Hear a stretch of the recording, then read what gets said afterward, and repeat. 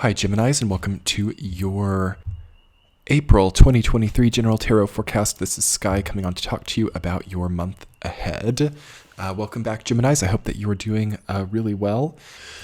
What a nice month for you. Finally, there's some relief coming in, and it's nice to just exhale and allow the splendor of what life is just trying so hard to give you. So that's what your reading is going to be about this month, Gemini. If you're looking for like a negative, difficult reading about how hard things are, it's not going to be this one. Okay, we're talking about how things are getting better and how things are really shaping up to prepare you for greatness, prepare you for love and positive reception. So that's what it's kind of meant to be for you guys right now. Okay, and moving forward. Why has it not been that way? Well, I think that your motivation has maybe precluded you from some of the luxury or some of the ease. Luxury isn't the right concept, but like just feelings of abundance or feelings of things naturally coming in versus trying and striving so hard to get things. There's a change coming for you there. So in your motivational grid, in why you're doing what you're doing, in your why factor, in your want to elevate and to polish and to make more pristine your life force energy, comes a change in this month of April. Why is that happening? So this Aries stellium that we're having coming out of March and into April, the Sun, Mercury, Jupiter, Chiron, and an applying nodal axis. They're not in Aries and Libra yet, but they're getting closer. They're only a few degrees away from moving into the Aries-Libra axis, which is going to be much more giving for you, Gemini. Okay, the Taurus-Scorpio nodal axis has been harder on Gemini. Of course, that's a semi-sextile and a quincunx. So it's not been naturally flowing, the things that you've been having to do, and it's been kind of like pushing a boulder uphill, not even forward, but like with your back. Like imagine like turning your back to the boulder and like using that to like push it up the hill, and you're not even like seeing the boulder, and you're like having to like look down, and now you're going to get some leverage, okay? And certainly by like June and July, you have an atmosphere with a lot more assistance, leverage, and capacity, but more liability and more expectations placed on you as well. But I feel that you're very well poised to have a little bit more responsibility. And I also feel that it's been like long deserved, okay? I think you've needed it. I think that you have, some of you have like suffered in silence. Some of you have had like way too much on your plate. And finally, I think some of you have taken my advice, or maybe you've just been naturally inclined to get some of that stuff off and make what's on the plate a little bit better quality. So quality versus quantity, it's a really hard thing, especially for most people in the Western world right now, to allow themselves quality over quantity. To not necessarily trust in a majorly expanding situation at the cost of the health of the situation or at the cost of the soul, okay? So anyway, stuff like that is over for you. Stuff like that is ending. There's no more willingness for most Geminis to like, I'll do anything to get there, or I will give everything to have like that amount of money, or as you start to see that it's like desaturating or oversaturating the experience to the extent where like it doesn't even matter. The money doesn't even matter anymore because, it's interesting. As someone who studied history myself, history of economics and currency as well, you can still actually buy like currency like from wars in the 1700s. They still exist, and however, none of the people during that time are still alive.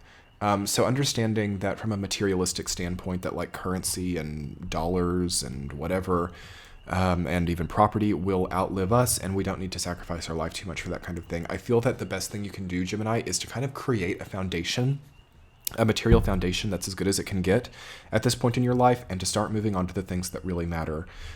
So if you've had any kind of obsession with like money or materialism, as is likely with the nodal axis in Taurus and Scorpio, you start to see that kind of fading out, and you start to see, okay, experience matters. And sure, experience has a tie to the material world, certainly. But my point being, Gemini, is that in this month of April, I feel that you need to just make sure that you still are valuing the experience as much as the material context. And it might also be interesting to see people who don't even have jobs, like still traveling the world. Like maybe there's a skewing, or there's like a different culture emerging now where those preconceptions of what it took to be able to travel, what it took to be able to retire, what it took to be able to live independently, all that stuff is gone with Pluto in Aquarius. It's a good thing for some people and it's a hard thing for other people.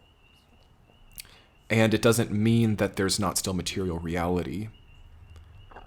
But I feel and have been recommending for a lot of people in this age, in this era, to do things that matter to them personally. It's what I'm doing, and it's one of the reasons why I'm here on YouTube, is because even though it's not maybe sometimes the most like monetarily rewarding thing, it is purposeful. And to me, that's important, and I think that it's good for you guys to think about your own purposes as well.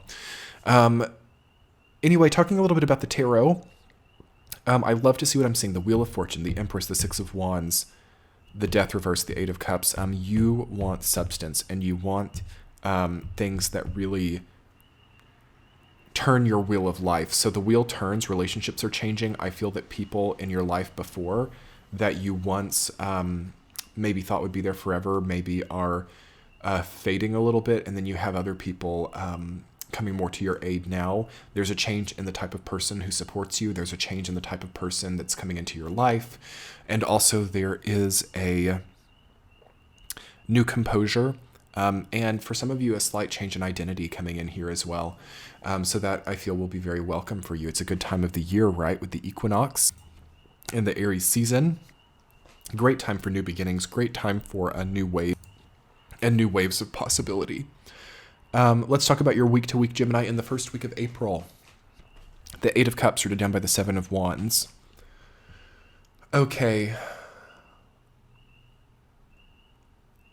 You have a very vital decision to make. Do I engage in conflict or do I walk away from that? What posture do I assume in conflict? Do I retreat from battle or do I go into battle? As this is a big thing on at the global level right now, like basically collective consciousness is deciding, are we in a time of war? Are we in a time of bypassing, or not even bypassing, but like actually choosing not to have war? Okay. That's not just happening at a macro, it's at a micro. And most individuals right now are asking themselves these questions in their lives. And I can't make that decision for you, Gemini, but I have always thought that Eight of Cups is better than Seven of Wands, or more preferable to experience. Seven of Wands is like not bad. It's definitely a conflict-oriented kind of like warlike energy, because it's like, I'm not backing down and I'm on higher ground, and I'm going to strategically get myself onto higher ground so that I have the advantage over all this opposition. There are times I feel that we have to face the opposition, but there are also times where we don't have to. And that might be interesting for Geminis to think about. Like, is there a way for me to actually just like not have to go through conflict? Definitely thinking about tangential conflict, unnecessary conflict. Because the problem is that what if a real conflict comes up when we're choosing to engage in unnecessary conflict? What's that like, having multiple conflicts to deal with at the same time? That is miserable. So it's very important and vital at I think every stage of the game right now to not engage in unnecessary conflict, as alluring as it is to so many people right now. So, F that. Anyway, moving on. Week number 2, the Six of Cups rooted down by Five of Swords. Okay. Ego, haughtiness, winning, victory, authority, doing whatever it takes to be that person on that horse in procession, feeling like royalty. Okay, it's getting old. I'm not saying that this is like you, Gemini, but humility is going to go a long way, and also like playing by the rules. Okay, so rules and ethics get bigger with the nodal axis that we're having coming in this summer. So we have to really make sure that we are working with those norms, rules, and customs. So whatever you can do in the second week of April to work more with like logistics and ethics, norms, rules, customs will be better than like looking so good or looking so royal or looking so crazy or winning in the way that you think winning is now, because that's the thing about victory and loss, is that there's always an equal and opposite reaction. And what is a victory today can be a loss tomorrow. What is a loss today can be a victory tomorrow. So being out to win everything is being out for long-term losses as well. So anyway, week number 3, the Wheel of Fortune rooted down by the Ace of Swords. Good stuff, Geminis, good stuff. The third week of April is a turning point for you. Great ideas coming in, great new people, different context. Don't be sad about anything. Week number 4, the Empress rooted down by the Death card reversed. Okay, allowing the current situation to be prosperous. And that was what I was feeling at the beginning of the reading as well, was like, can you just allow this situation to give you that Empress archetype, like to give you flowers, buy your own flowers or whatever the song goes like. So the Death card in the reverse position, reading that down, says, I could make this really hard. I could make this really heavy. I could cry a lot if I wanted to. I could find the problem. We're kind of in like a whack-a-mole problem orientation right now, where it's like, there it is, and then it's gone, and there it is, and then it's gone. And, maybe we just don't even have to really pay it that much mind and let it kind of have its moment, these problems.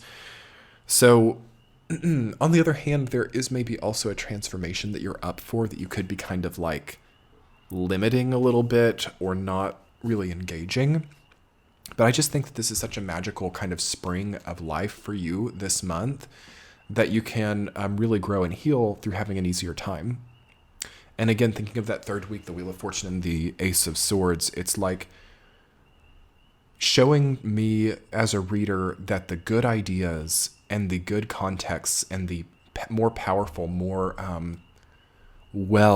paradigms of our lives are coming more so through choosing prosperity and choosing well-being, instead of trying to find all of the problems or find all of the ways that things have gone wrong. At least that's how I'm feeling it now. So give yourself that story that you've needed for such a long time, which is basically the wealth of the moment and the true wealth that you have, and don't diminish the wealth and spiritual wealth as well that is available to you, in order to motivate yourself to go and make all that money, or in order to through pain and through lack, drain yourself more of your energetic reserves for some kind of